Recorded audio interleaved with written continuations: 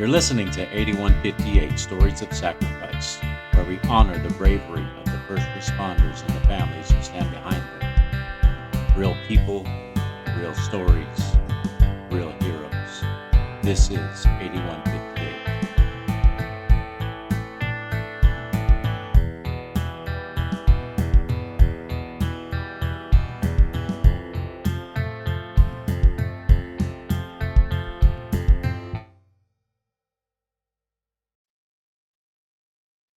Welcome back to 8158 Stories of Sacrifice.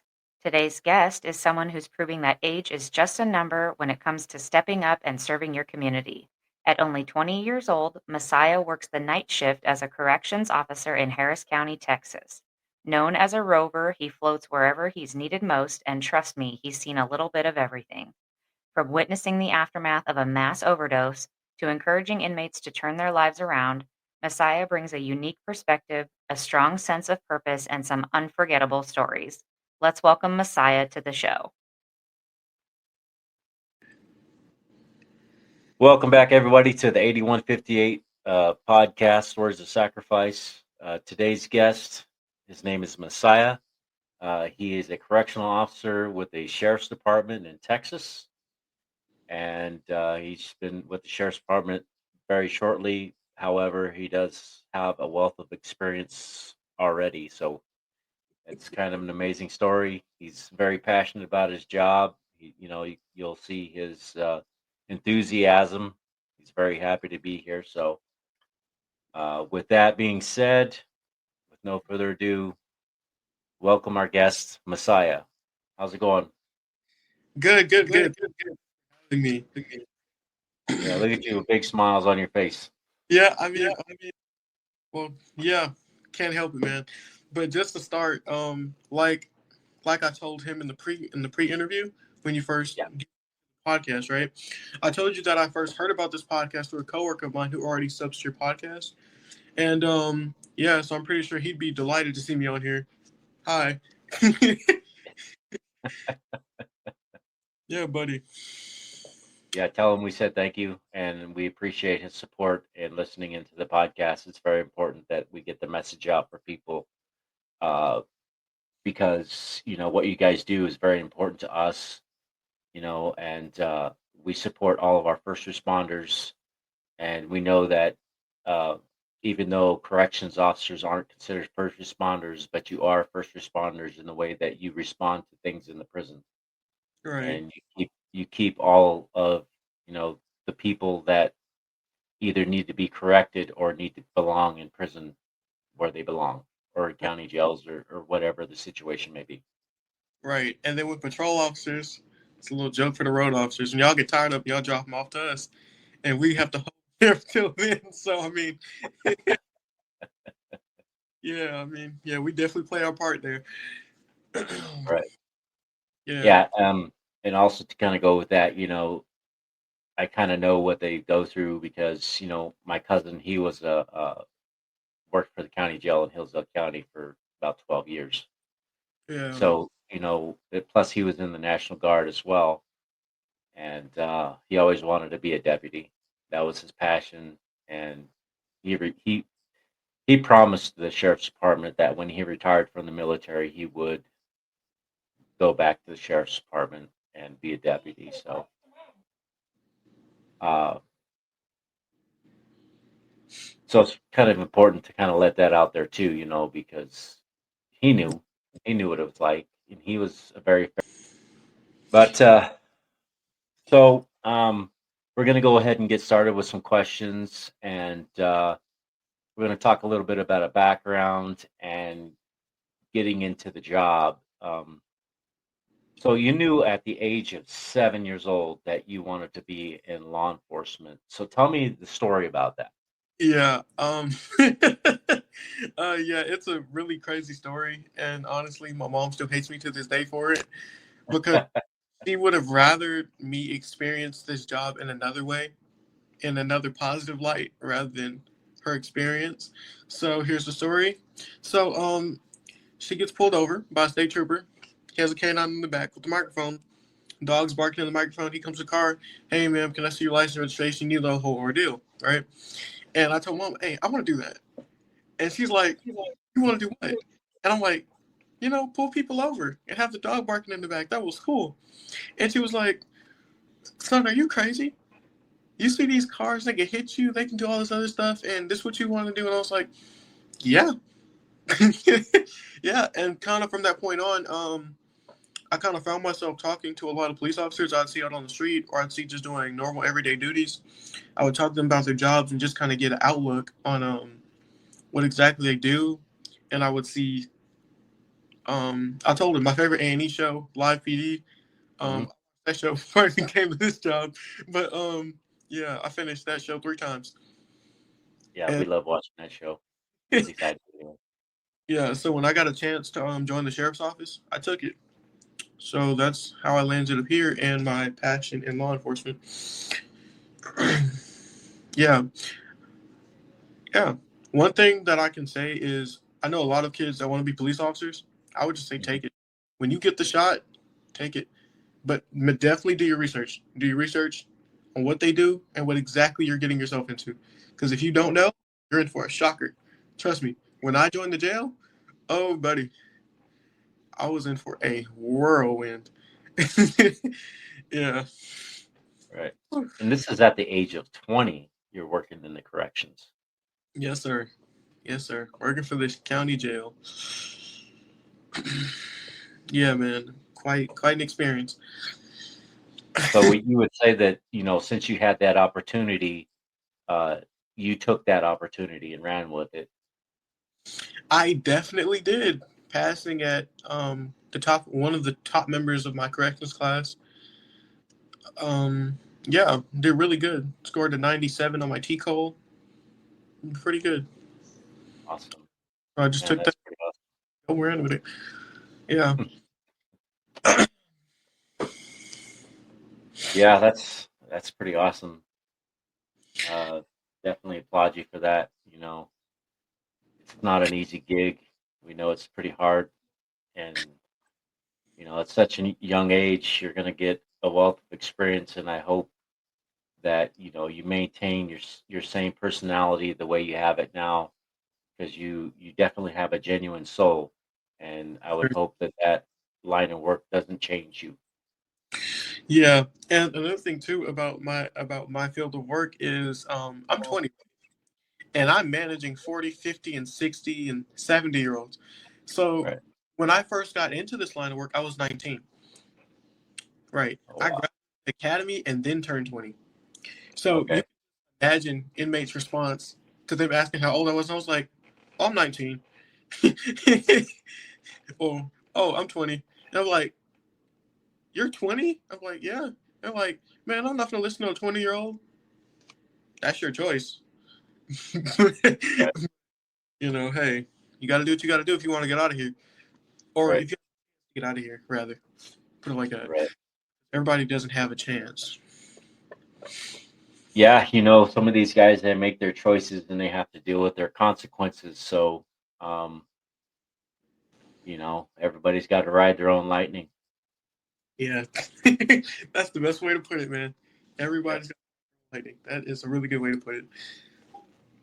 Because trust me, I've been there.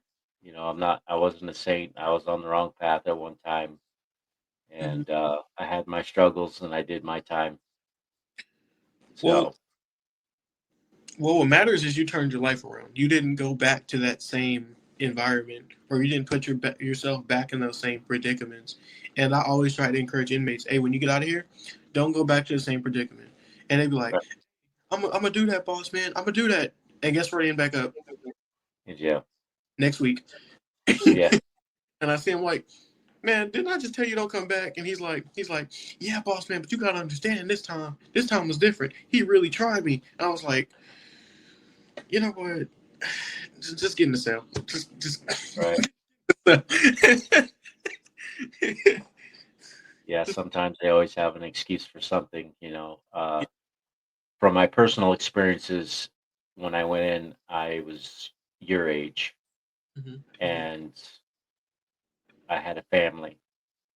And I realized that this is not the kind of life that I wanted for myself and my family, because I was actually in the process of joining the National Guard myself, and I sabotaged that.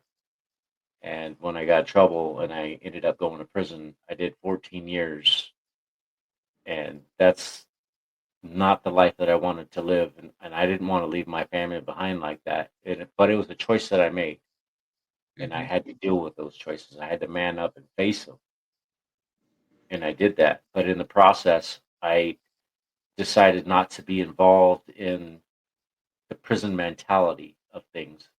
Yeah, that's really And, I chose my friends wisely, people that were in like mind of myself, uh, right. and I participated in a lot of programs and did a lot of things to keep my mind busy. Got my CDL when I was in prison, Oh, so I'm okay. a truck driver. We had programs like that, and eventually, the last 5 years of my life that I was in prison, I lived outside of the prison. It's called the work dorm, and I drove truck for them outside of the state. So we drive around the state and deliver products like furniture and all that kind of stuff. You know what I mean? Yes, sir. That's Uh, Yeah, that's really cool, man. I wish more people would come to the realization that you came to and do better for themselves. Yeah, that was wow. That's great, man. yeah, That's really great. there's Yeah. a little bit about myself. It was a tough, long go, but in the end, you know, I can't take it back. And that's what I always told myself is I can't take it back, but I Yeah, can change my future. I can that's choose a better life for a future. that's the best way to do it. And I tell people this all the time. I tell them the company you keep is the future you will meet. So if Yeah, you have those exactly. people and that negative energy and you don't expect it to come back to you, you're insane. Right. Exactly. Yeah. And then when you go back to the jail and the guys, tell you they don't want to come back, you can use my story. Say, look, it's possible. I Yeah. mean, look at me. I discharged my sentence in 2013. Hmm. It's now 2025. I own a brand new house. I have a great job. I own nice cars. I mean, I'm living life, and I'm doing this podcast to help first responders. I totally changed my focus, got out of the negative, and trying to do something positive because I love people and I want to help people. Yeah, man. Like, first responders, they really appreciate you. Um, me, I'm an adult babysitter, but I'm pretty sure all the first responders that have joined this podcast, that listen to this podcast, or that support this podcast have done really well. Not have done, really do appreciate the things that you're doing, even though you were formerly incarcerated. Mhm. But what matters is that it's not that you were incarcerated, but it's the fact that you picked yourself back up and you started a new life for yourself. And Exactly. a lot of inmates don't understand. Right. They haven't grasped that reality yet, which is why they are repeat offenders, Right. right? Exactly. And I just want to say, like personally, like man, I respect you so much for that. You don't even know, because you won't believe how many repeat offenders I see come in and out, and it's just great to hear somebody that I've met personally that made a change for themselves and didn't go back. Right. Yeah, man. Yeah, it's far and few between. Fortunately, a lot of the friends that I had associated with uh, are out and are successful. So those were the people that I associated with. Yeah, man. Definitely keep your sights on those people, man. Yeah. Definitely. Yeah. Yeah, So man. I mean, what you guys do, it's not in vain. And yeah, you do see a lot of people, a lot of knuckleheads coming in and out, Right. and it might take them a few times to grasp that concept, and some just may never get it Hmm. because they're holding on to that same prison type of mentality, the gangbanger or the thug man mentality, or some just might have drug addictions that can't overcome those addictions because either one they don't want to, or Hmm. two they just don't know how to, and they don't want to ask for help. I see that all the time. Um, yeah, I see that quite a bit, man. And honestly, it's a little disappointing, but you have to also understand you can't help them if they don't want to be helped. Exactly. So They it's got to like, be able to help themselves. yeah, if they feel like that's their go-to of I can't think of the word right now, but if that's their I'm gonna say remedy. You know what I'm Mhm. trying. Not exactly a Yeah. remedy. Yeah. No, his was safe space. There we go. If the drug is their safe space, that's what they're gonna automatically refer to. No matter how many times they go to rehab or go to a psych ward or do all these different tests, they're gonna go back to it if they still find that is their safe space. So I feel Right. like our job in corrections isn't to is to correct and to keep people not necessarily in line, but keep them in line Hmm. and make sure people follow the rules, but also to make sure that they don't go back to those places. If your job in corrections is working with a certain unit, like mental health, behavioral analysis, you know what I'm saying, things like that, Hmm. make sure you're actually helping those people and not just collecting a paycheck. Right. Yeah, Exactly. yeah, That's very important. yeah, man. Because I know me myself looking to I'm looking to go to the mental health unit because I feel like I could help a lot of people Hmm. with what they're going through. And I know everybody's like, "You sure you want to work in mental health? It's just full of crazies and this and this." I'm like, "Well, you gotta understand, they're crazies because no one wants to listen to them. Right. They're crazies because when they try to speak out, no one hears them and they're hearing themselves. And when they hear themselves is when they go crazy. So until someone decides to listen to them, they're gonna keep acting the way they act. Right. Or when you try to listen to them, you don't listen, and now what? Uh-oh. Now you're the bad guy, and now you're going to be in use of force in 2 days Mhm. when they come out for their hour. So, I mean, yeah, Yeah. it's I just totally get that. I can admire that because, there are people that do need help. And, it takes a special person to help people that are in need, especially with mental health yeah, issues. yeah. Because on the patrol side, my goal is to go canine wholeheartedly, but yeah, I think I do want to go oh, on the jail side. My apologies. On the jail side, I think I do want to go mental health. Um, I have considered SRT and Hmm. we containment. We call it, I think it's defensive containment team, something like that. We call it containment team where I'm at.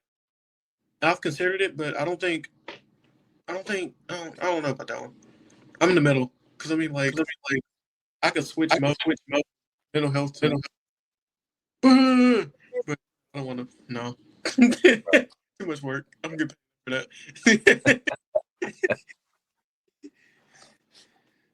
So moving on with some stories from your job, tell us about the first dead body call. Hmm. My first dead body call. Oh, with the crack crispy. Oh, Yeah. yeah. All right. So, okay. So, it's like my second or third day at the jail, and my sergeant, I get to work. It's been a few hours in. I'm what we call at my jail is called a rover. So basically, we do rounds, we answer, respond to calls, that kind of thing. And then you have your pod officers who sit in the pods, and they kind of, you know, they're pod officers. They kind of work in the pod, open doors, stuff like that, right? So I'm walking down the hallway, and Sarge says, "Hey, come with me." I said, "Am I in trouble? Where are we going?" And he was like, "Well, you're about to experience your first body or whatever, right?" So we're leaving off the elevator or whatever. We go to the other jail, which is across the street, but all our jails are connected by underground tunnels, right? So we go through the tunnel, we get to the jail, we get to the floor and everything. And 5 inmates were foaming at the mouth and being carried out by a paramedic. And so at this point, we are wondering, we're like, okay, what happened? Because mind you, we all just got there, so we're trying to figure stuff out. Right. And it turns out these inmates made a crack crispy. So that is where they crush up pills and all different sorts of medication, and they form it into a brick, kind of like a Rice Krispie, kind of like this. But it was a little smaller than this, just a little bit smaller. Okay. And They all took a bite out of it and they all overdosed. One was able to be resuscitated, but he later died at the hospital. Oh my gosh. Yeah. Yeah, so that was my first call. Honestly, that was my big welcome to the jail. Where I've now discovered that anything can happen, Right. including I wasn't expecting to get to that point till I got to my patrol side. But because I'm a rookie, just got out of jail school, coming in feeling like the man, just off FTO period, like woo, and then so your big shocker to the jail, most definitely. That was my big shocker personally. I was like, oh, okay, that's what we're And dealing. what was going through your mind when you seen all that stuff going on? To be honest, I'm not gonna say I was scarred because it didn't scar me. It was just like a, oh dang, wow, this really just happened. This really Right. just and after my sergeant was like, hey man, you good? And I'm like, yeah, I'm good, Sarge. I'm just wondering, like, does that always happen or is this like a once in a lifetime thing? He's like, no, it happens pretty often. If you're gonna be here for a while, it's gonna happen every now and then. But it's something you're gonna have to adjust to. And I was like, okay, well, cool. And he said, you're trying to go to patrol, right? And I was like, yes, sir. And he was like, well, you better get adjusted. So that was my big wake up call to law enforcement. And just one of the many, I'm not gonna say traumas because it didn't traumatize me. It was just like a wake up call. Right. Hey, doing now, this is what you're in. Are you sure this is what you want to do? Right. And it worked, so the answer had to be yes. Right. Right. And you're still working towards that. So, I mean, you're still on there. So obviously it hasn't bothered you that much yet. No, didn't need to take any time off. It was like, okay. Came to work the next day, ready for another day in the wonderful place, Yeah. in the wonderful county jail. Oh boy. Yeah, no experience like it. All kind of people, all kind of things, but hey, every day's a Yeah. mystery. County jail. So why don't we go ahead and talk about the Netflix incident? Oh, now that's trauma. Now we're talking Yeah. about. Now we're man. Look, whew, buddy, you don't even know how much that bothered me. All right, let me get into it. All right, Yeah. so hear me out, people. Okay, don't blame me. This is not my fault. This is her fault. Okay, I'm walking in the pod, right? So I'm doing rounds, scan, right? So, you know, when you work in a jail, you have a sixth sense. And I don't know if it's part of your process when you go through an academy, but you start to develop a sixth sense, right? So at this time, my sixth sense was maxed out, and it's still maxed out right now. But I walk in the pod, and I hear hey man, don't do it, man. It's not worth it. It's not worth it. I said, I didn't say anything. I just stopped on the stairs, and I just okay, cool. So I walk upstairs, and I know when I'm coming downstairs, I got to be on my guard because whatever's gonna happen, they coming for me for sure. I don't know if it's because I put him in a Z cell the other day. I don't know what I did to him, but I don't know. Anyways, so I walk downstairs, and he's like, "Hey man, you mess with my people," and he's running towards me.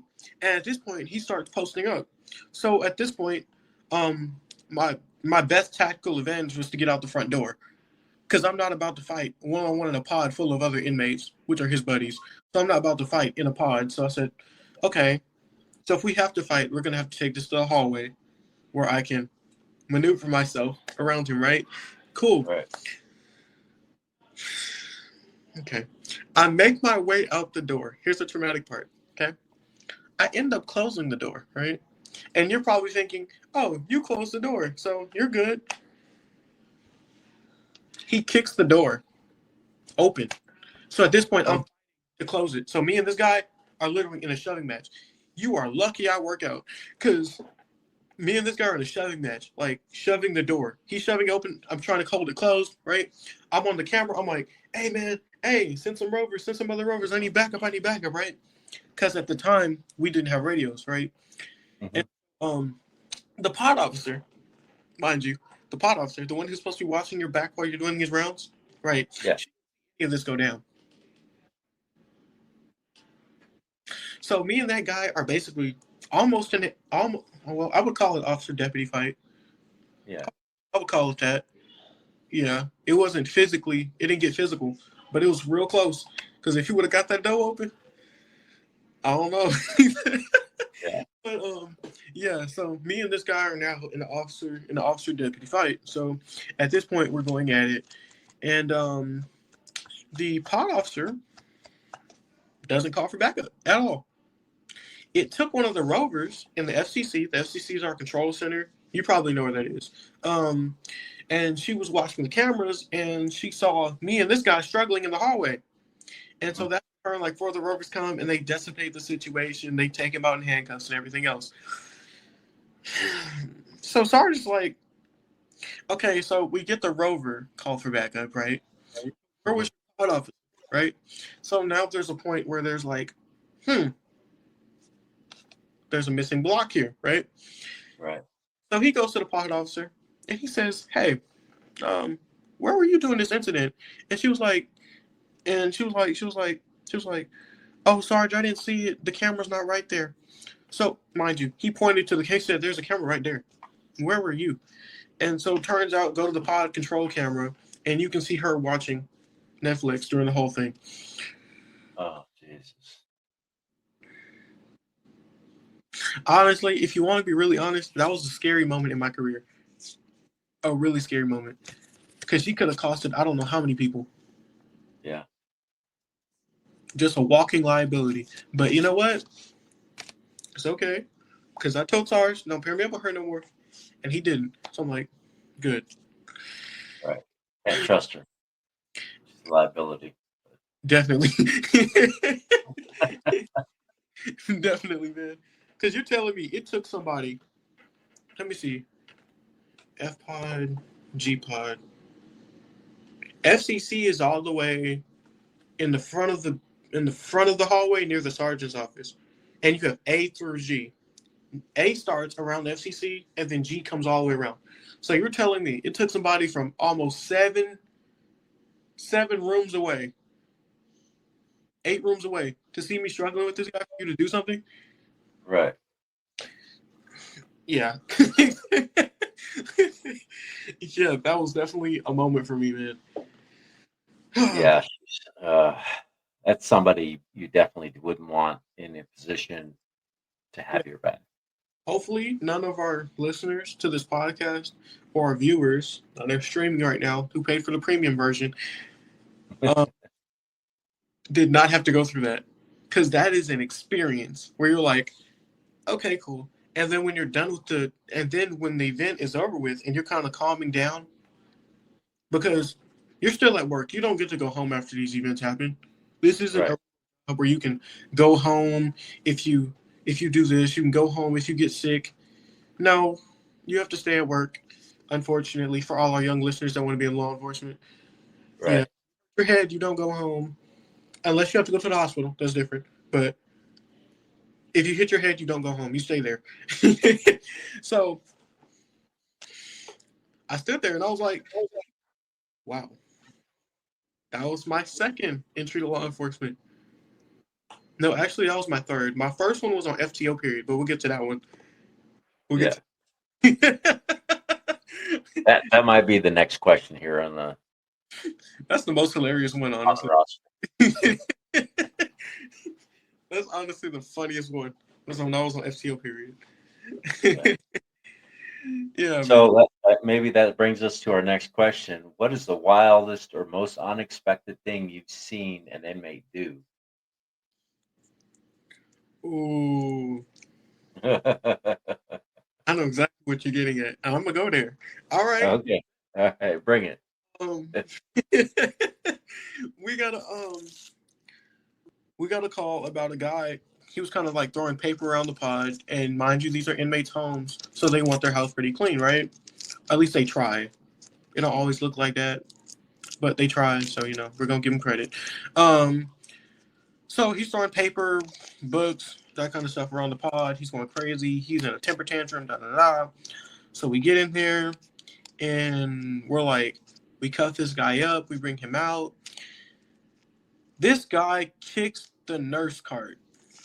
So, okay, let me explain it to you for our listeners.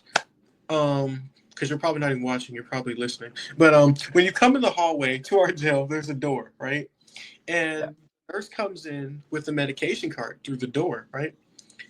Now, at this point, the nurse wasn't in the door yet, but she was leading the cart, and there was a rover. There was a rover behind her. A rover always escorts med cart, just in case things like this happen, right?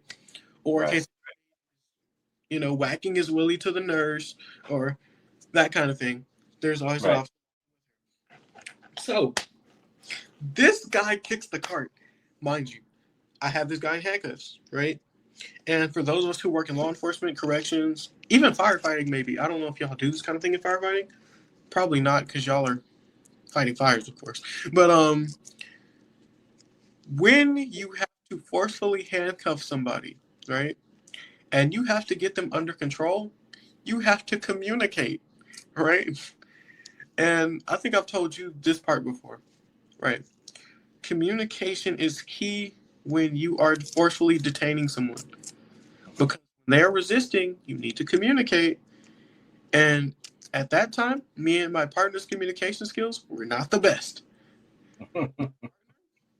It's 5'11", 6 foot. I'm 5'4", 5'5". So here's what happens. Okay, he's resisting, right? So my partner puts his arm all the way up and kind of has his head down, right? And my arms aren't that long. Okay, he has his arms all the way up here. My arms are like, and I had his wrist in a wrist lock before, right? And my partner just raised him. So I'm like, my partner's like, you got him. I was like, you tell me. You tell me. You got him up there. I'm down here, buddy. So eventually he brings our bag down and we put the guy in a Z cell, right? Right. So for our listeners, you think that's the crazy part. Oh, we haven't even reached half of it. Okay. So in the cell, this guy starts masturbating, right? Oh. Right. To take fecal matter out of his man pocket.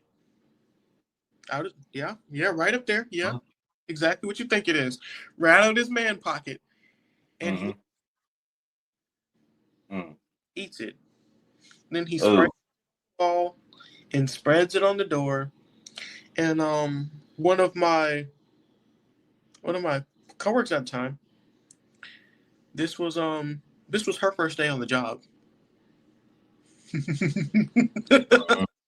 Boy, did she get an introduction. Because he was like, excuse my language on this podcast, but he was like, I want that white bitch right there. I want her right there. Meanwhile, he's stroking his shit crazy. And we all were like, come on, man, put it away. And he's still digging up his man pocket. It's like, it's a crazy combo. Like, probably never seen this shit before.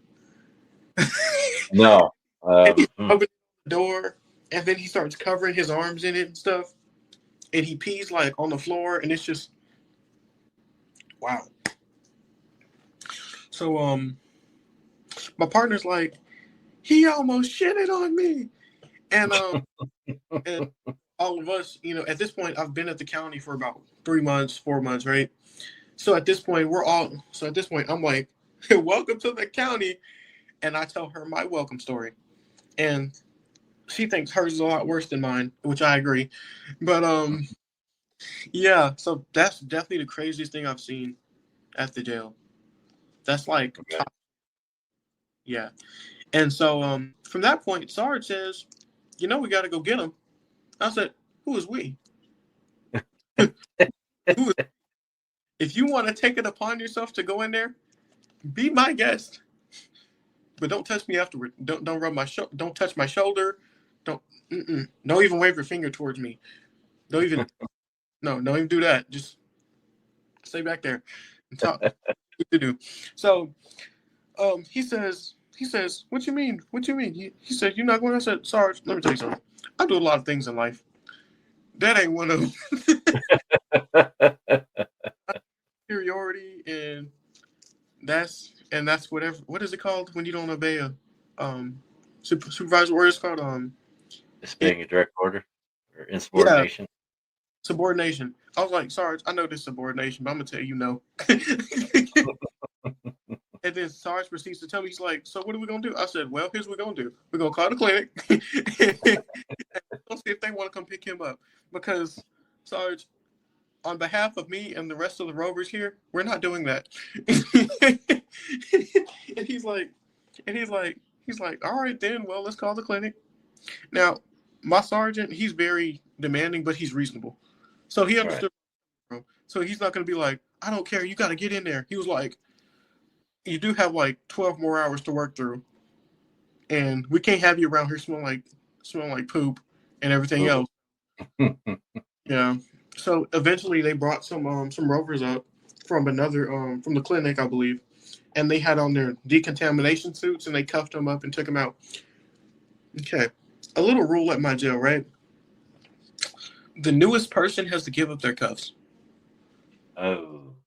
So if you're so let's say, now if you're in a pod, of course you don't have to give your cuffs, you're in a pod, right? But if you're, and you just got here like 2 or 3 days ago, you got to give up your cuffs if you're in that situation. If you're in like a nasty situation, you got to give your cuffs. I've had to do it. Every other Rover's had to do it. Just had to tack on along to a tradition, right? Right. So we use her cuffs. And when I take it, they brought those cuffs back up, and she was like, and I gave them to her. I said, "Hey, you want these?" And she was like, "No, I don't want those. Put them in the sink." So eventually, we washed them out. We used Dawn dish soap, sanitizer, any kind of cleaning substance you could use. And I haven't seen her use those cuffs to this day. Nope. I don't know if she put them in her bag or what, but I haven't seen them. I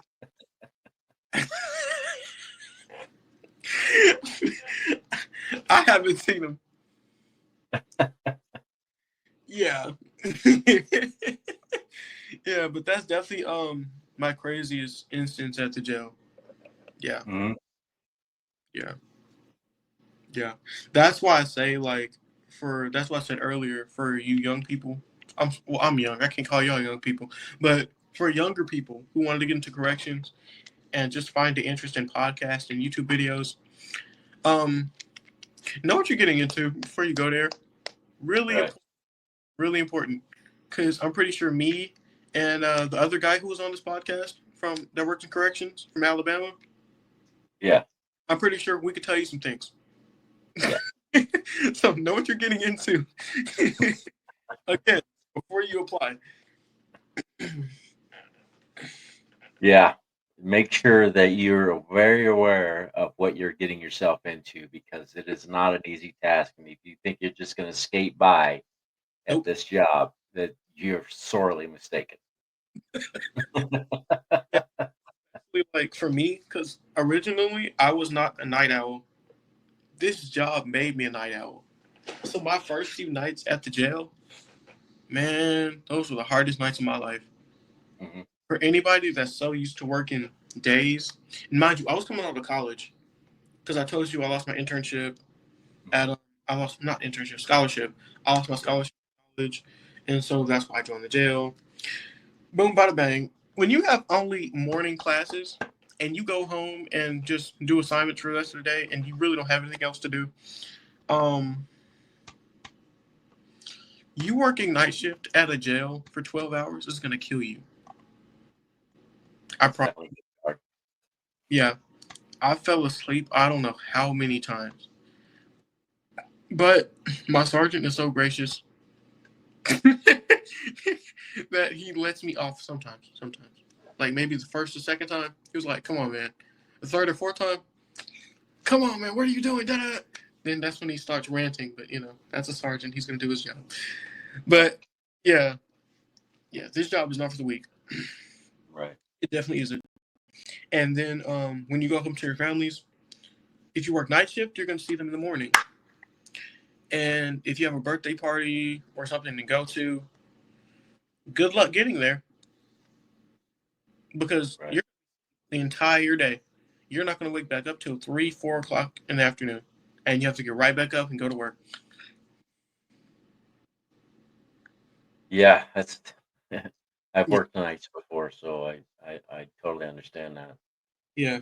Your sleep schedule is gone. You could say bye-bye to beauty sleep. Yeah, that no such thing when the sun's yeah, shining in yeah. your face. Nope. Nope. That unless you get a week off, that's the only time you will Right. see 8 hours of sleep peacefully. And let's hope to God you don't have kids.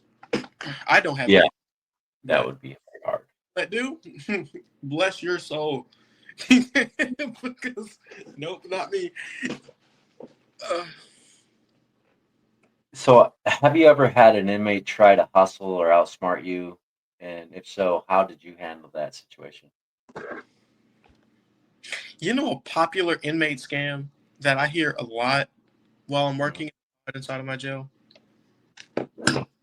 Dee, dee, dee, dee, dee. Yeah, what's up? Hey, boss man. You know my nephew? He on 2 sides. Let me pass this soup to him. Hey, boss man, my uncle. He on 4 sides. Let me pass these cookies to him. Hey, boss man, you got some soap? And if you got soap, can you just give it to 2 sides? Because they really want the soap. I had to learn the hard way about inmate manipulation because originally, when they would ask for soap, mind you, I'm coming from college and customer service jobs. So you ask for soap, I'm gonna see if I have it, right? And if I Right. oh here, I got soap. I real quick because all it took was one time. It took one time. Inmate asked for soap, or inmate asked him. No, he asked. What did he ask? He asked for some toilet paper. I'll never forget toilet paper. He tied a string around it. He put whatever he was gonna pass to the other side inside the toilet paper. You know, like toilet paper roll. Hmm. Counties they take out the toilet paper roll, but my county does not. We only take away the wrapping paper because it can be used to smoke. Hmm. So they put wherever they had inside. They I don't know how they somehow glued it inside the toilet paper roll, and they tied it to a string and they threw it out. And I was like, and now mind you, I'm sitting there on cameras and I'm just looking like, now ain't this not I done got tricked into this, man. They Hmm. didn't scam me. I done got bamboozled. I done got the over my man. They don't. And then you know what I see? I see the other side they pass it to do the same thing, except they don't have toilet paper. Instead, they use the toilet paper that was thrown over there, and they put it back. They put whatever they're gonna trade back in there, whatever they bought, and they'll tie the string around it. And I'm like, huh, I ain't never seen that before. So when I got home, I tried it myself. I got a toilet paper roll, and I put a pack of Ritz crackers in there, and I'm like, oh well, hell, I would never. So lesson learned. Every time they ask for something, I'd be like, no, no, Nope. nope. Right. You should have got it during day shift. Or they ask for shampoo or something. Now, if they ask for soap or something, it depends. It depends. It depends how that pod been acting that day. Because you know when you go to night shift, day shift gives you a pass on. It's like a report of everything that happened during that shift, so you can kind of have a glimpse of what's going to happen, right? And you're probably like, well, if you got a pass on, why did you still let them get the toilet paper? Okay, hear me out. I'm coming from customer service in college. Okay, a pass on. I was like, oh, okay, cool. I didn't think anything of it until I really started working there, and it hit me. So pass ons are very important. Yeah, and yeah, yeah. I learned the hard way. I can say nothing I've done in this job came the easy way. I honestly can say, Seems like everything's the hard way. yeah. Nobody gave me advice. They just kind of threw me in there. Courage to the wolves. Oh, figure it out. like Yeah. when at like FTO, the basic stuff, right? And maybe a few advanced things that you need to know, but they don't teach you like the mindset of an inmate. And it feels like you're supposed to learn that in jail school, and they give you Mhm. they give you an overview of it in jail school, but you don't take it as serious till you actually get there, and you see it, and you're like, huh, well, ain't that about a bitch? They didn't came here Right. the paper, then threw it out the pod to another pod, and got you looking stupid. Right. Said yes. Yeah, lesson learned. Never, never again. So, what's been the scariest moment on the job so far? We will return after this quick ad break.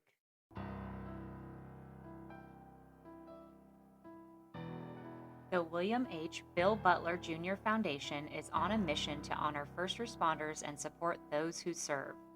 We provide scholarships for families who have lost a hero in the line of duty, offer second chances to juvenile offenders who are working to rebuild their future, and help new recruits pursuing careers as first responders.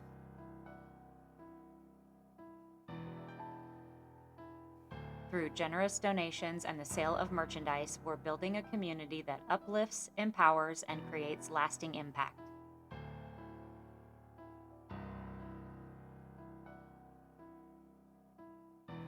You can be a part of this mission as well. Visit 8158podcast.com to donate or shop today. Together, we can support those who serve, honor those we've lost, and give hope to those who need it most.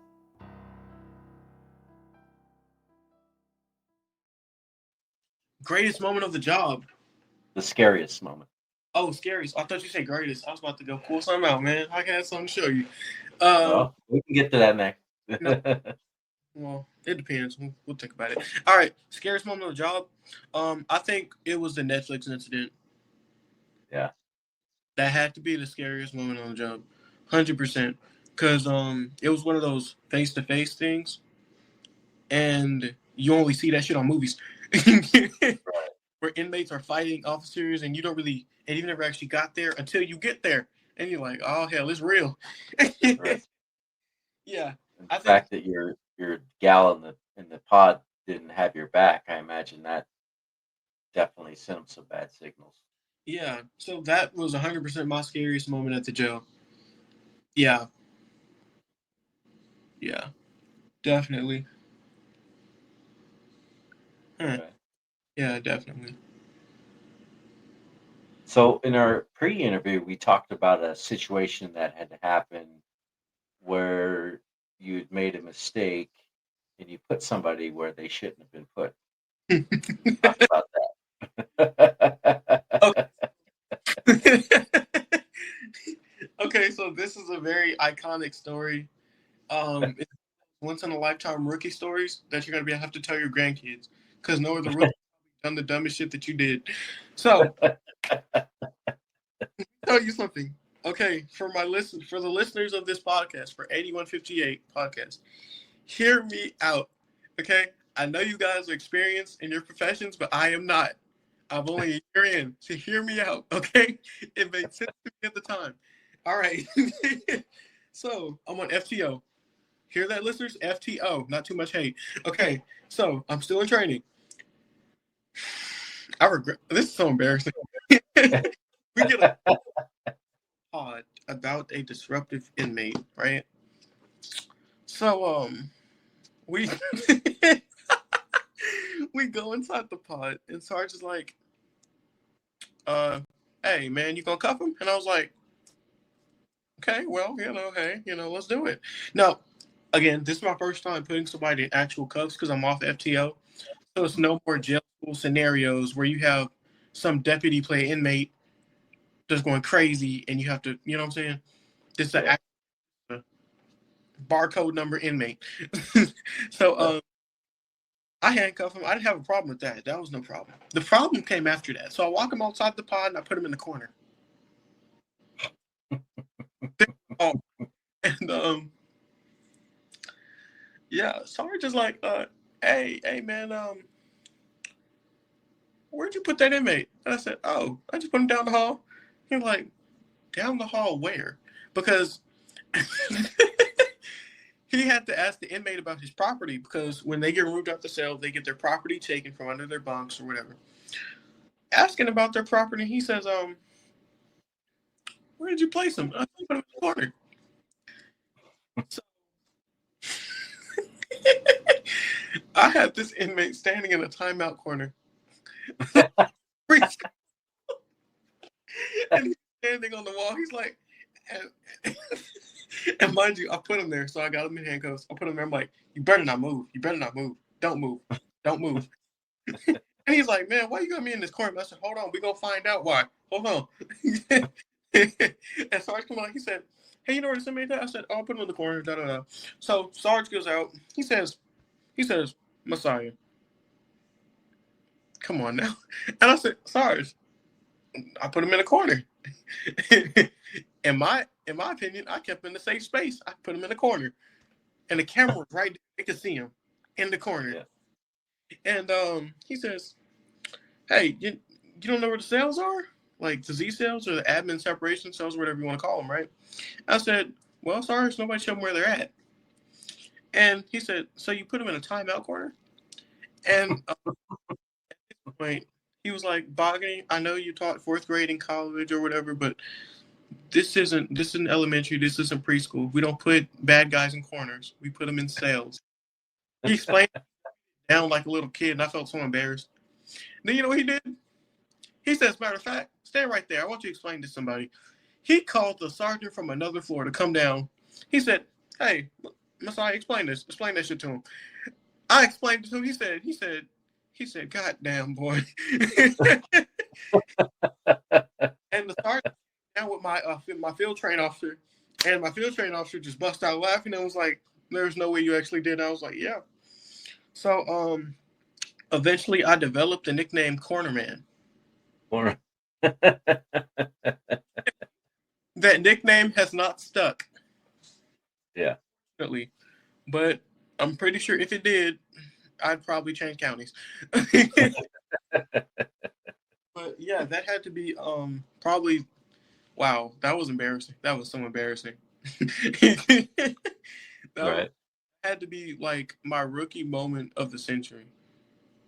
And I know when I get to patrol, I'll make some more rookie moments. But for me working in the jail, that's my number one. I put that guy in the timeout corner, and I stay there. You better stay here. Don't move. Like, Sarge was like, you at least could have held him there. You know what I'm saying? Instead of walking off, but you just left him in the corner like he's going to stay there. Like, you know for sure he's going to stay. And I was like, well, Sarge, I mean, he had a camera right there. And then Sarge showed me the camera, and guess what? Guess what? It was pointing in the wrong direction. Yep, wasn't even facing the corner.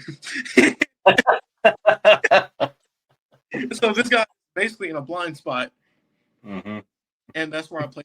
And so I didn't get written up or anything, but I got a good talking to from like 3 other sergeants about my decision-making skills.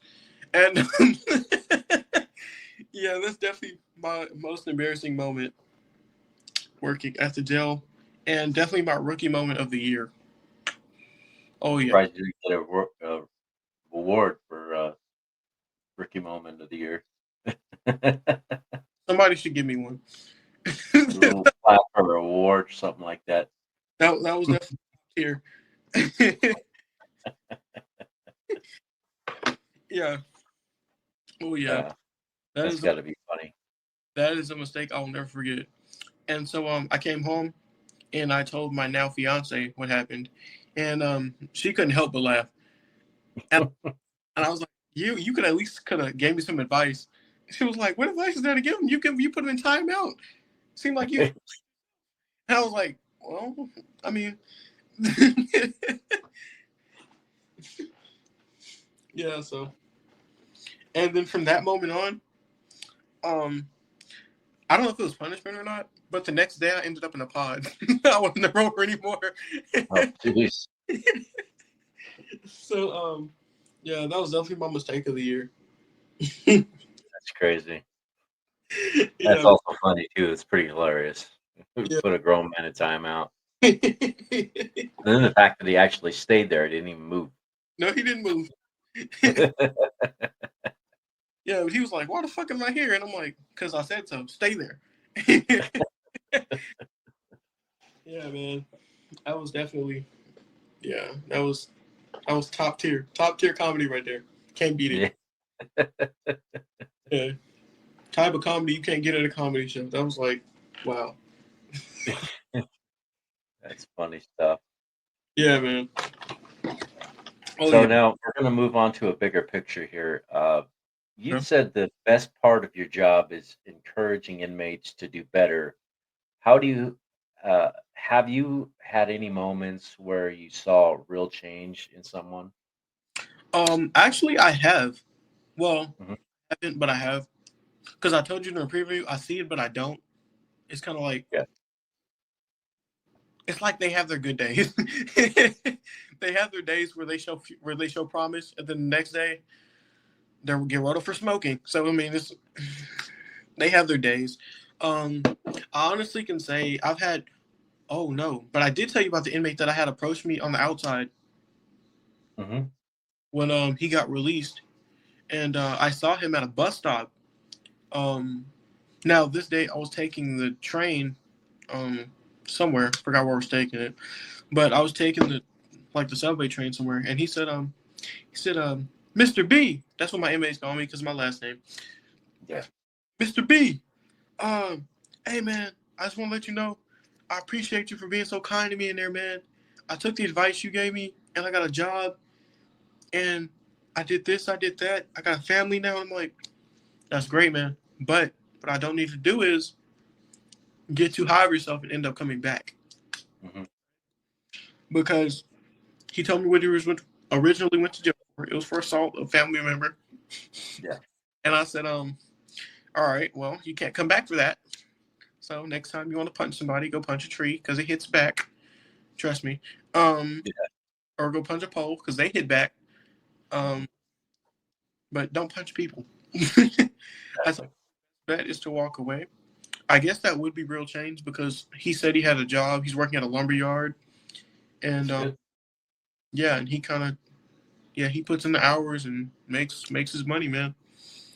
I'll never forget him though, because I think that was my first experience as a rookie where someone could tell me the impact that I was making. Right. At and so I'll never forget him. Of course, I didn't get his number or anything because I can't do that. But I told him, yeah, man, hey, I'm proud of you, man. Just keep it up. Don't let me see you back there. If I see you again in life, it better be at a grocery store, maybe Right. even building my own house, but not here. Not at this jail. Nowhere near it, or anywhere near it. But he got a job. He got a family. He said he was married and everything. So he got himself together. And I think as officers, I think it really helps us to hear those instances where people have changed their lives because we said or something we did. Right. Maybe, maybe it wasn't the best thing we made them do, but we knew it was best for them. Right. So doing that helps them in the long run. And I feel like as a rookie, that was probably one of the most impactful moments I've had on my year. Yeah. Bet you that made you feel pretty good about yourself. Yeah, I went back to work smiling. Could you believe it? That's pretty good. As much as I don't like that playground I go to every single day, it's Yeah. not like, you know what? This might not be so bad. Yeah. If you could just help one person, you know, Yeah, man. at your job. That's definitely what it's about. And I tell my inmates all the time, I said, hey man, when you get out of here, do better for yourself. Don't come back. Find a sturdy job. If you can't find a job, don't resort to crime. Right. Right? Someone out there cares about you. I understand that people have family situations. Hell, I go through my own. Right. Out there is looking out for you. There are resources. I can mention because of my job, but there are resources out there to help you. And if you take those resources seriously, I promise you somebody will come to your answer. Somebody will come to your calling. Right. Yeah. And I think that's one of the most important things that I do tell my inmates, other than rack up or find a bunk. Yeah. I think that's the second most important thing I tell them. Yeah. Um, so how do you balance your stress from the job with your home life, especially with your fiance who worries about you? Yeah, because at my job we can't take our phones upstairs. We have to lock our phones up.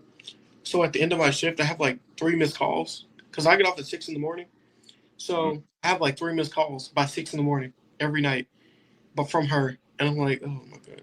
So she's so worried about me, and I can understand her worry, but I tell her like, hey, I'll be okay. I mean, shit, if something happens, they gonna give me my phone. Right. They're gonna let you have your phone to call your family if something happens, or they'll find your phone to call your family because they have your number and they have the county number and all that. Um, it's not the best call, but at least you know where I'm at. You know what I'm saying? Right. And how I manage stress, it's more so like you have to find a space to find a way to help yourself. To help yourself. I think it's all about coping mechanisms. I know for me, I'll just sit in my car about 10 minutes when I get off shift, knowing that I can't bring the stuff that I deal with on shift home. Right. Actually, that was my sergeant's recommendation after the first like body call. That's what he recommended. He said, when you get off shift, before you go in the house, just take 10 or 15 minutes, sit in the car, and just breathe. Because what's going to happen is you bring that home to your wife or your kids or whoever you have at home. It's going to reflect them, and they're going to know that you're taking your job stress, and eventually it's going to lead to something really bad. Mhm. So, and I think what also helps me too is prayer.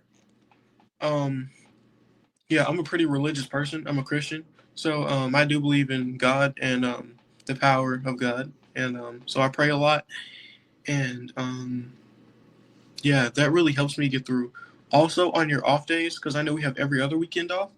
Like for instance, I'm working. I just had this weekend off. I'm working next weekend, so Oh, instance, you'll take a day and just take a day for yourself. I'm not saying disregard everybody in your life, but I'm saying take a day to focus on you. Get things that you need to get done. Because when night shift kicks rolls back around that corner on Monday, it'll be too late to do half of those things. You're gonna be asleep during the day. right.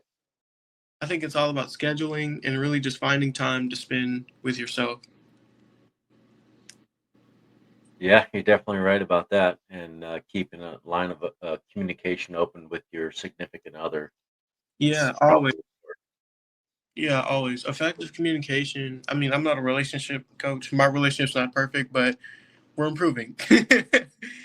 all you can do. Just improve. Yeah, yeah, and I feel like for everybody, nobody's relationship is perfect. There's always faults and Right. aspects each of you have to work on. But yeah, I mean, all we can do is improve, and I continue to communicate with her about not everything that happens on my job because she doesn't always understand everything. But you have to find someone, like you told me during the interview, you have to find someone that's in your line of work that you can talk to, because not Hmm. all the time is your fiance or your wife, your girlfriend going to understand what you're going through. Right. Um, yeah, yeah, and I feel like without communication, you're not going to get anywhere, especially in this line of work. Because when you're in law enforcement or any first responder, since this is the podcast, first responders, communication is a must. Yes. And if you can't do it well, you can't be in this line of work Right. because there are certain times where you're going to need help, and you need to know you need help before you even get there.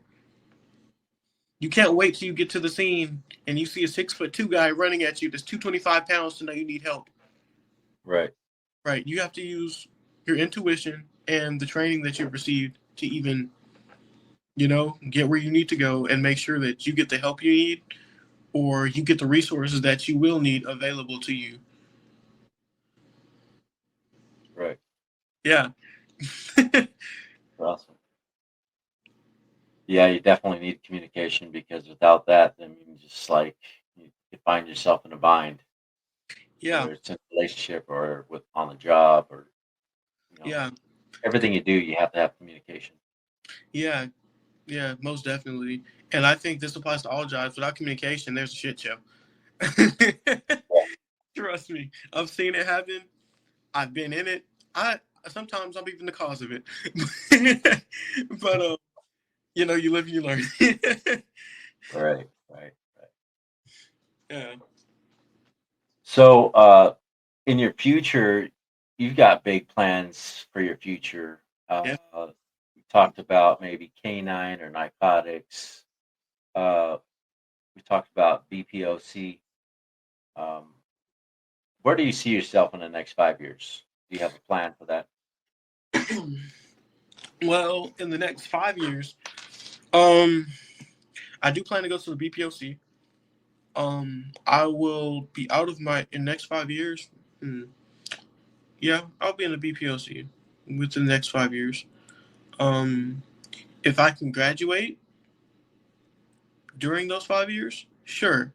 But most likely, because in my county, you spend 3 years on patrol, Hmm. you spend 2 years probation, and then you spend 3 years on patrol. But you spend like, I think, 6 to 8 weeks in FTO. So FTO, then your probationary deputy, and then you do 2 years, 2 or 3 years, and then you can go to a division. So in about 5 years, I wouldn't reach the time limit to be in the division that I want to be in, but Right. I'd reach the limit to have the necessary communication and to know the people that I need to know to and the networks to get in this division. Yeah, because my plans do include canine, most definitely. I do want to work in narcotics specifically. Um, I wouldn't mind working in patrol as a canine officer. I wouldn't mind patrol, Hmm. but I really want to do narcotics. That's like my top tier thing I want to do. Right. And then hopefully branch out into the detective network of this narcotics job and just branch out from there, man. That's that's my ultimate goal. And That's if it big things, brother. Big things right there. yeah, and if it takes me till I get to the age of 75 to get it done, so be Yeah. it. So be it. Yeah.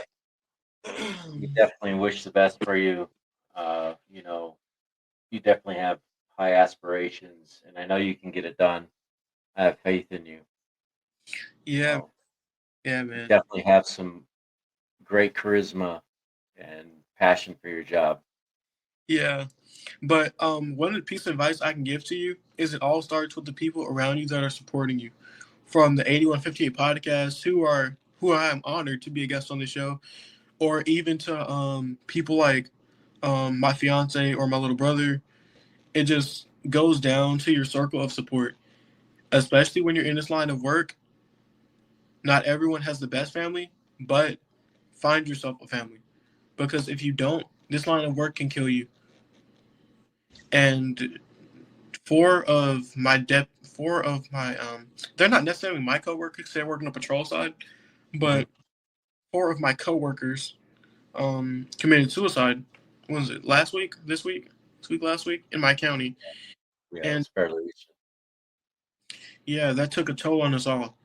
From detentions to telecommunications dispatchers, all the way to patrol. It took a major toll on us, and I think as a county we could improve in mental health. Yeah, We can improve on giving deputies those leeways and those ways out that they need to go. When I say ways out, I'm not talking about retirement. I'm talking about a way out for help. right.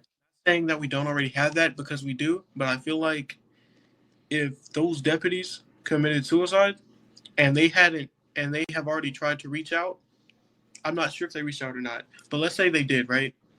If they Yeah, tried and the reach out didn't go so well, there needs to be something needs to be done. yeah, 'Cause at this point, we're dropping like flies. I'm just be honest.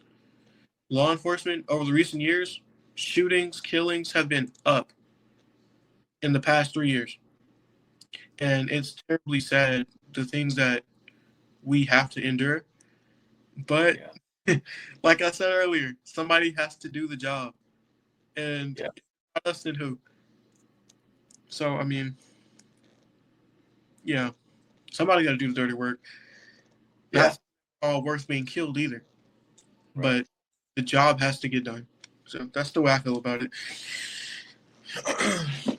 But You I feel like, know, yeah, go go ahead. ahead. Say what you're going to say. No, go ahead.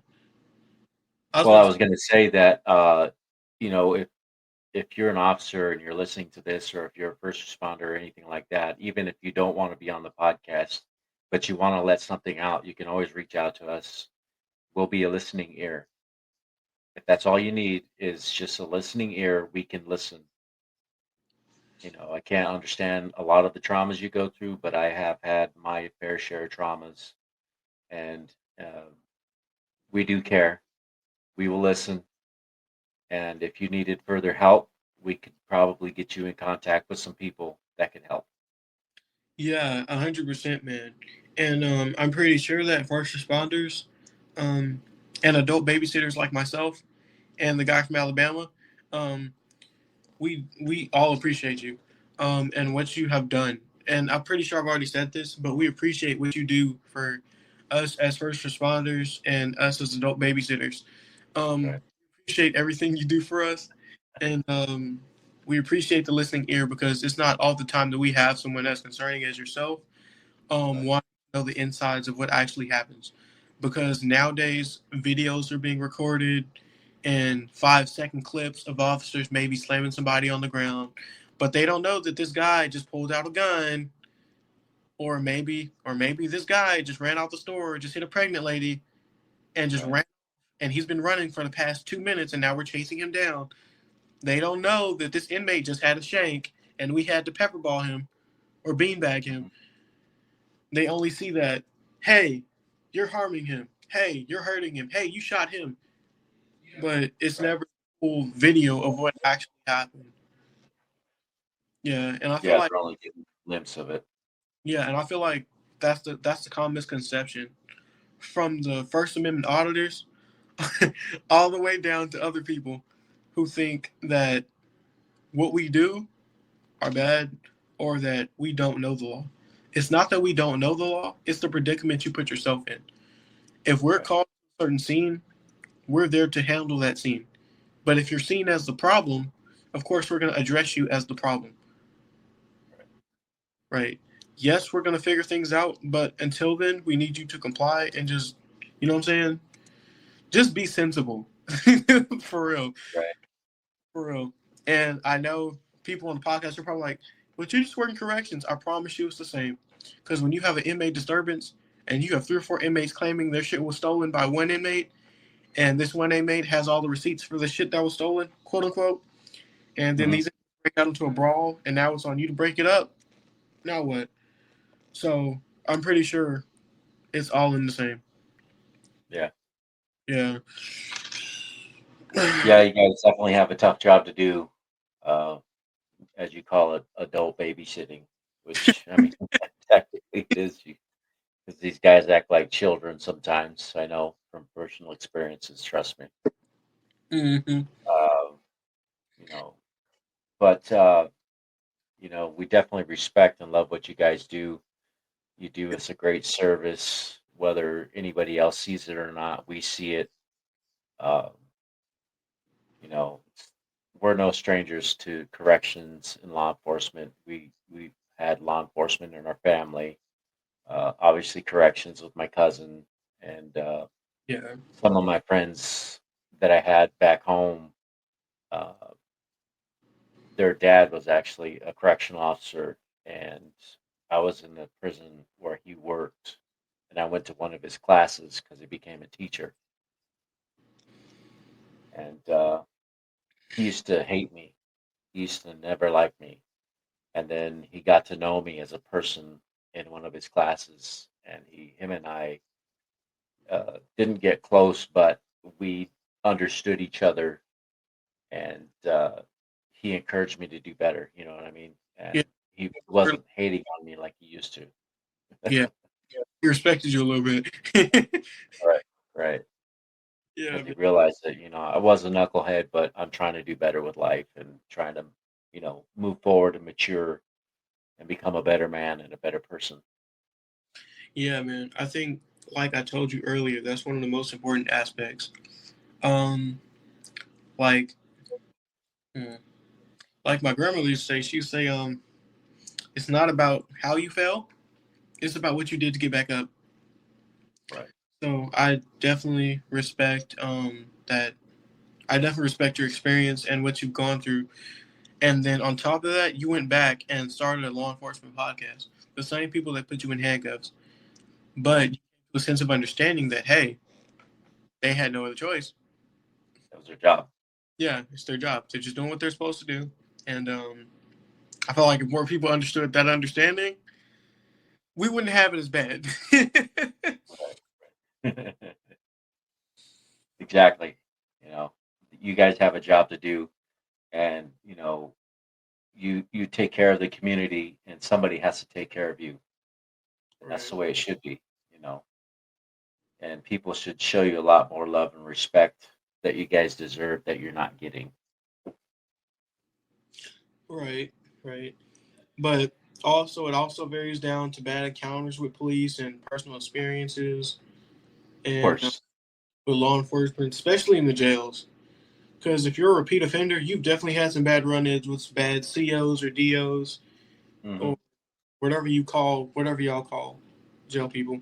In my jail, we're called detention officers. But Yeah. yeah, you've definitely had some bad run-ins. So I can definitely see where you have your I don't like the police, this, I don't like that. But you have to realize you brought yourself in this situation. Right. You put yourself in that situation, and now it is up to you to change your mind and get yourself out of the situation. Right. And You until either you mature or you just stay in that same frame of mind and continue to be a part of that revolving door. right. And you also have to realize like if it all starts from here.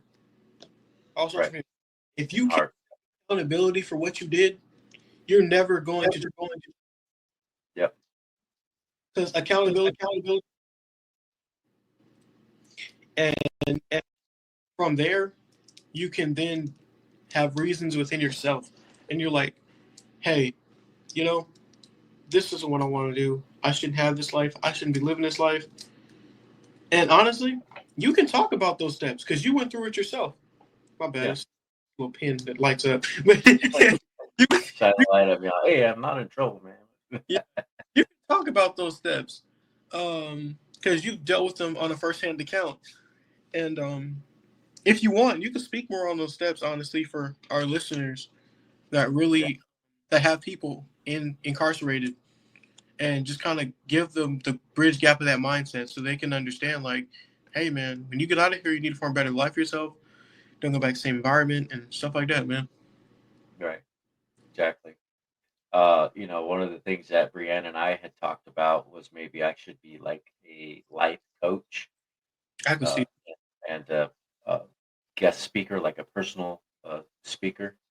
Mm-hmm. Uh, and I talked about because I always wanted to go to like jails and talk to inmates to tell them like, look, you don't have to follow these paths. You have a choice. You have choices in your life that you can change. But the only person that can change it is you. I Yeah, can't change it. I've already made my changes. I'm doing what I'm supposed to do. That's why I'm where I am.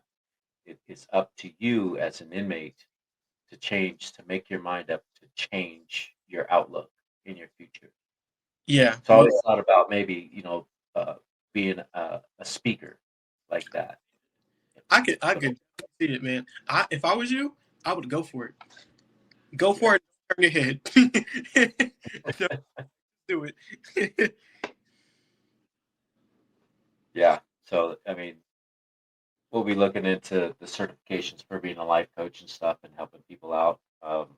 Yeah, I if you wouldn't mind being a therapist, but yet, that's going to cost me an arm and a leg, so I'm not going to do that.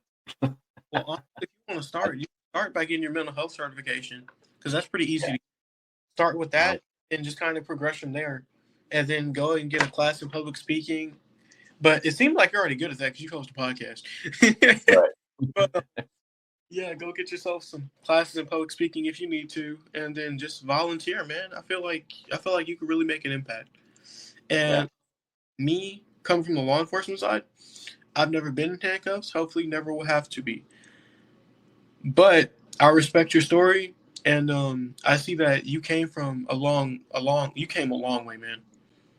Right. Thank you. I I appreciate that. I can respect that as someone who works in law enforcement. Better for all. I can respect that, man. Yeah, you're not a shitbag who just goes around shooting people for no reason, and then when No, you get in jail, that's not. be part of a gang No. and other kind of stuff. And you Right. won't believe the shit I've heard, but I can imagine. I can only imagine. yeah, Trust me. yeah, man, Whew, buddy. But I've heard a lot, even on the other side. I've heard a lot of stuff, and I was like shaking my head, like, "Oh my god." yeah, yeah, it's its own thing, man. But yeah, I really respect what you do for the community, and I honestly could see you becoming a life coach or a mental health speaker, or even, I mean, shit, fuck it. I mean, just be a life coach. Go to the academies to speak to rookies, speak to Right. recruits about your cousin that was killed in the line of duty, and help them Mhm. understand the importance of getting help. Right. Help them understand, because I feel like, you know what? I just gave you a title. You should go for it. Go for it. Just do it. Go for it. Go for it. Because Yeah. whatever you do with public speaking and encouraging people to do better, you're going to succeed. I Yeah. have no doubts about it, man. Someone's stopping you. Nothing. Okay, well, go for it. Yeah, Yeah. There's nothing stopping me. Like my mom always told me. She goes, "You could do anything you put your mind to." yeah. All I see is greatness within this. I don't Yeah. know. Hey, nothing wrong with that. Go for it. Spread your wings, and then make your little Yeah. coin. That's something we're definitely going to look into and probably start doing. Um, I'm hoping to be able to retire from truck driving pretty soon. So Yeah, man. You know you're always welcome in Texas. yeah. So just come on and speak, man. Yeah, I love Texas. I mean, I've been there many times. It's a great place. Yeah. Yeah, but you're always welcome, man. Come on down here and talk to the recruit class. Talk, Right. just give them a little word of encouragement, you know? Like, listen up here. I just shouldn't. I don't do that. Oh yeah, I'm man. pretty chill and laid back person. I just tell it how it is and just, try to be honest and candid with people. So Yeah, man. Just just yeah. give people encouragement and support. Yeah, man, most definitely. So, is there So anything else you'd like to share with us before we get off of here? no, not really. I actually want to hear more about your mindset and mentality to get out of that prison mindset. I actually would like to hear more about that. Because I feel like as correctional officers, we know the process, but we don't know enough because we rarely hear it from the other side of the bars. Yeah. So if you would just kind of go into detail a little bit about the change process that you had to go through, not because I know a lot of these are personal, so don't go through like the personal stuff, but just give me a brief description of what you had to go through. Well, just to kind of give you a brief uh, ensemble of what happened, it's after I went to prison and I lost everything. I lost my wife, I lost my kids, and I knew that this was not going to be my life, and I couldn't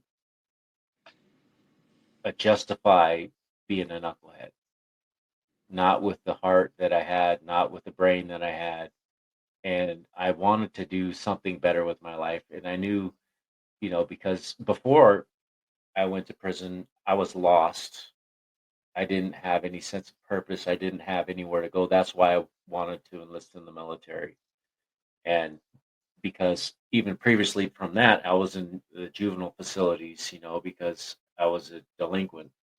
Hmm. So, and I hadn't changed anything up until the point till I went to prison. And I realized that I can't keep doing this. I need to change my mindset. I need to change my life. I did a series of treatments and therapies and stuff while I was in prison. I started doing things to keep my mind busy and active, uh, whether it helped me or not. as far as getting out of prison, it didn't matter. I just took classes. I went to computer classes. I went to a college prep science, physiology courses, things like that. I kept my mind busy, and it helped me to have a sense of structure, and it kept my mind busy and away from all of the other negative activities that were going on. And it also kept me away from the negative people, whether they wanted to give me crap about, me being a goody two shoes. I didn't give a shit. I didn't care what the fuck they said. If they wanted to fight about it, we had a boxing ring, and I was a part of the boxing club. You know, Well, look at you, little Mike Tyson. I mean, look, I was 21 years old when I went to prison, and I only weighed 148 pounds. I was small, And he was a beast. and, He was a beast. and so I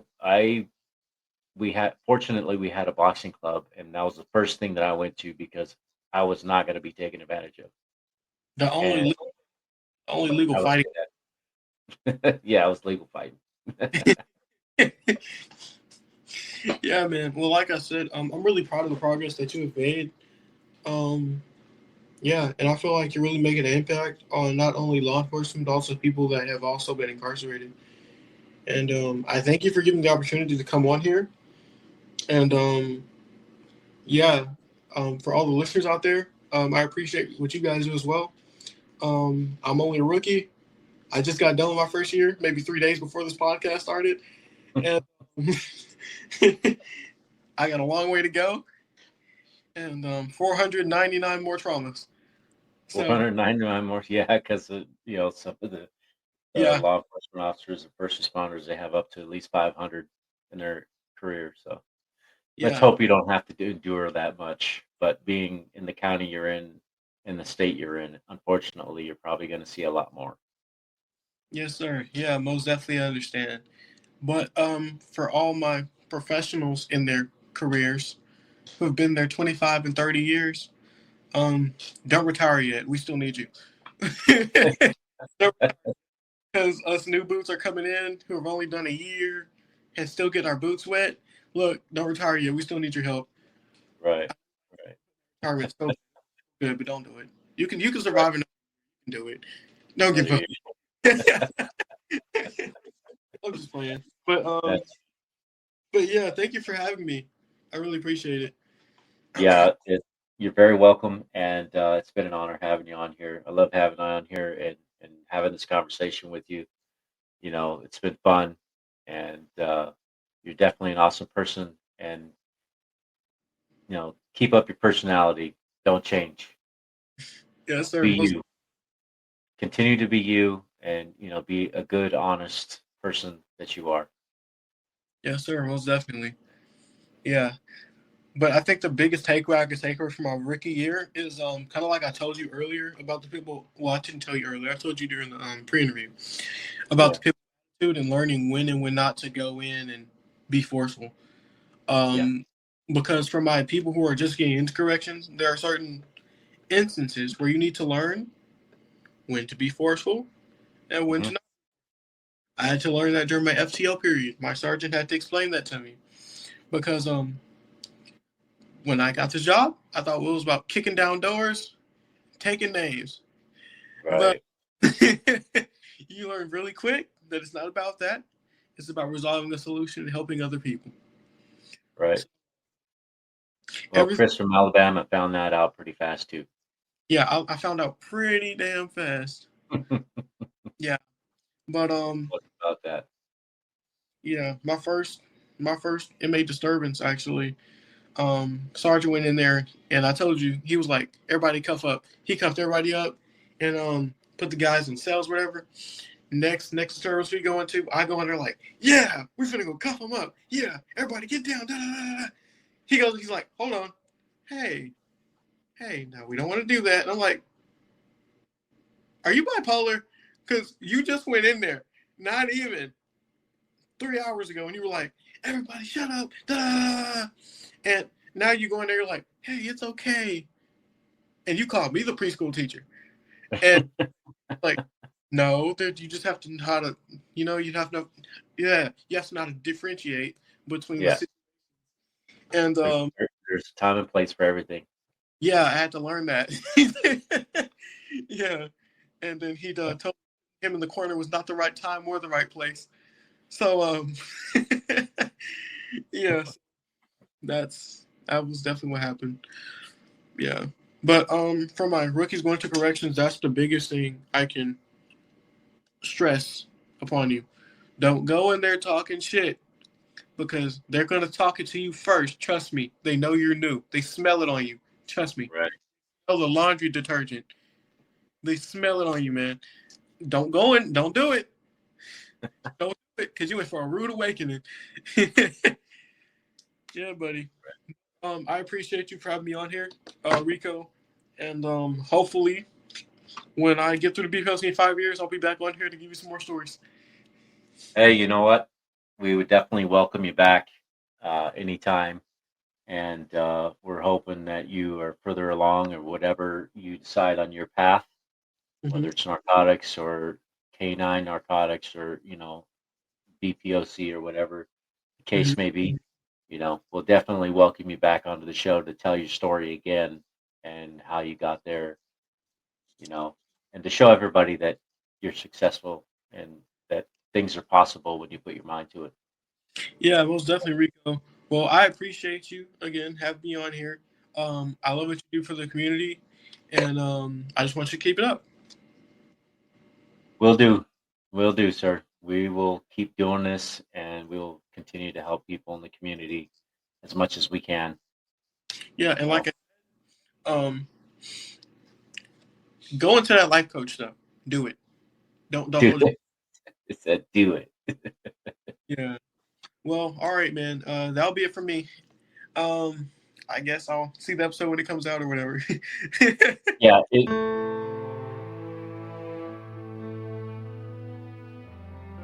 Thank you for joining us on 8158 Stories of Sacrifice. Every story we share is a tribute to the courage and resilience of first responders and their families. If this episode impacted, encouraged, or inspired you, please subscribe, leave a review, and share with someone who supports first responders. Follow us on all social media platforms at 8158 Podcast for updates. 8158 Stories of Sacrifice is a team effort. Rico brings the stories to life through casting, writing, original music, and editing. Brianne Shipley as production manager, handling booking, social media, graphics, promotion, marketing, website management, and logo design.